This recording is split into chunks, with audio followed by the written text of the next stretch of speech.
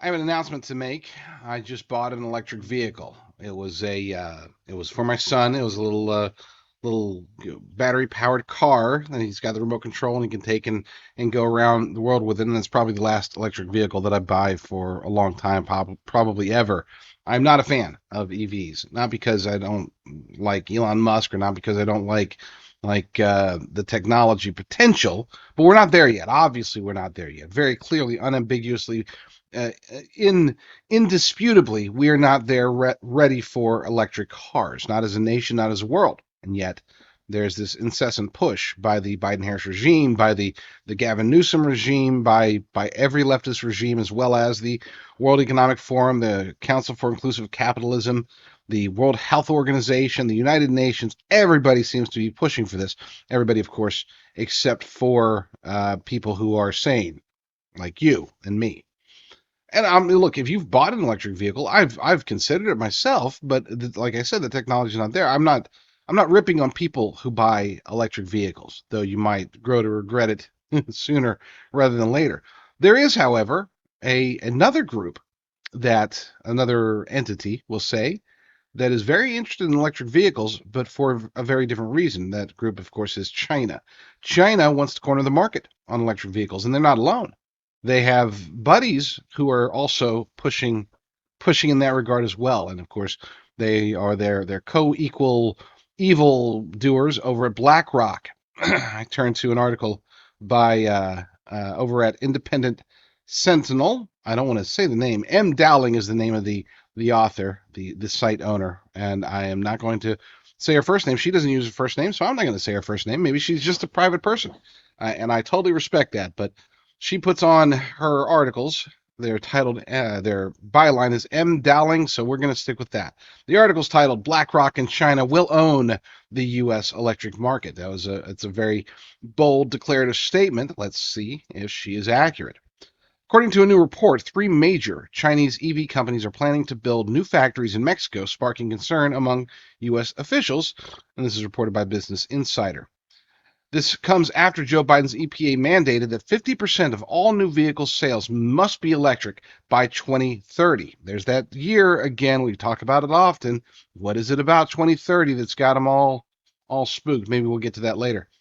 MG, BYD, and Chery are all looking at sites to build new factories in the country, according to an unnamed source cited by the Financial Times. And this investment is causing angst in Washington as it seeks to keep China out of the U.S. electric car market.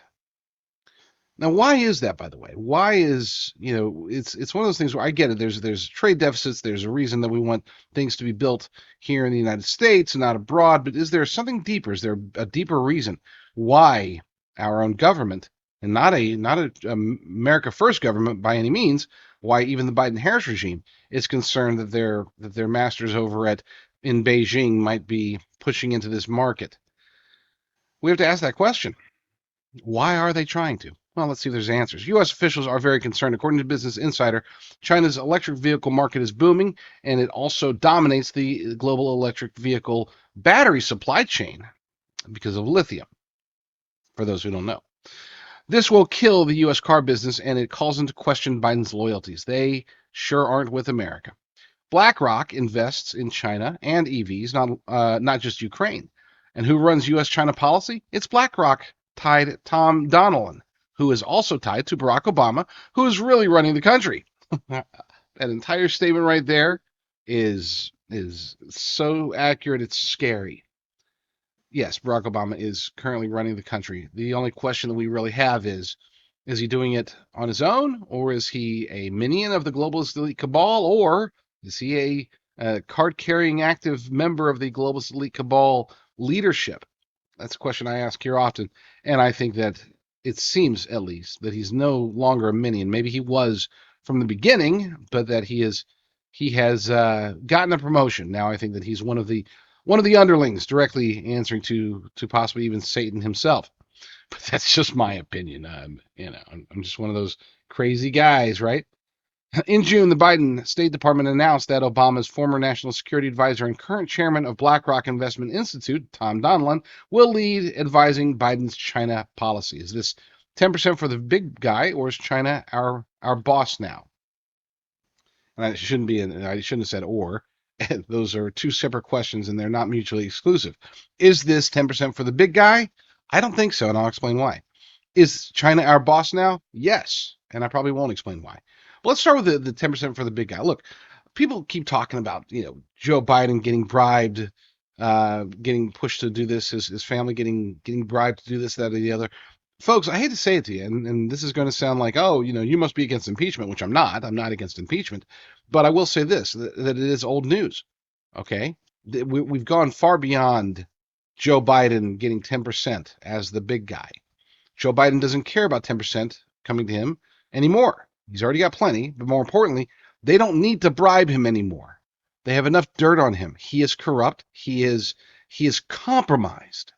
That's the part that should scare you the most. It's not worrying about whether or not he's getting extra money through his presidency. He's not. He's not. They already gave him all the extra money they needed through his vice presidency, through as a senator, and then after his vice presidency during the 4 years where he was technically not involved in politics at all. That's where 10% for the big guy came into play. And that 10% was not just translated into more money in the Biden crime family's bank accounts, multiple dozens, hundreds probably of bank accounts. More importantly, at least for as far as we're concerned, it translated into he is compromised. They have dirt on him. You might say, who's they? Well, they is China. They is Ukraine. They is the World Economic Forum. They is BlackRock. They all have dirt on him. And that's not even including the people domestically and the organizations domestically that have Joe Biden completely owned.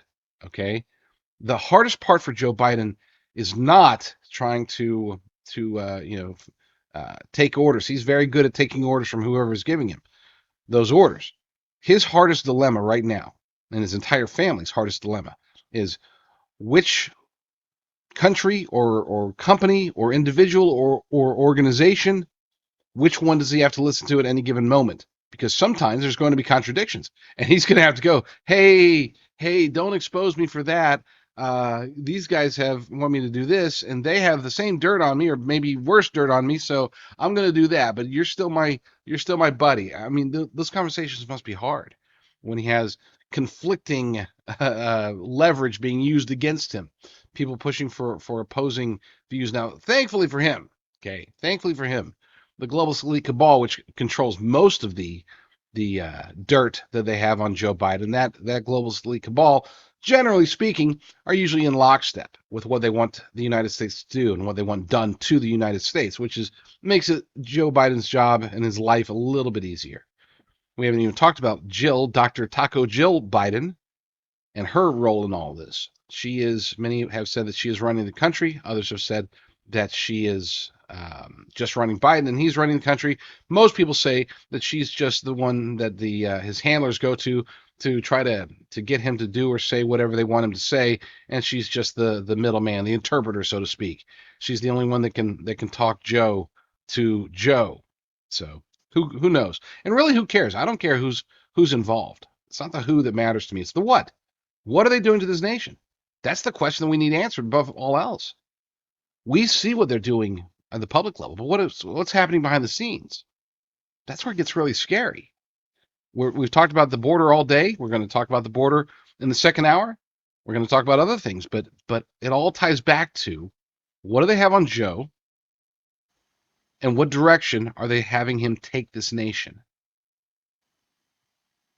That I hate to say that things should keep you up at night, but that's one of those things that should keep you up at night, knowing that the most compromised man in politics, the most compromised man probably ever in the history of U.S. politics, is currently sitting in the Oval Office or a variation of the Oval Office.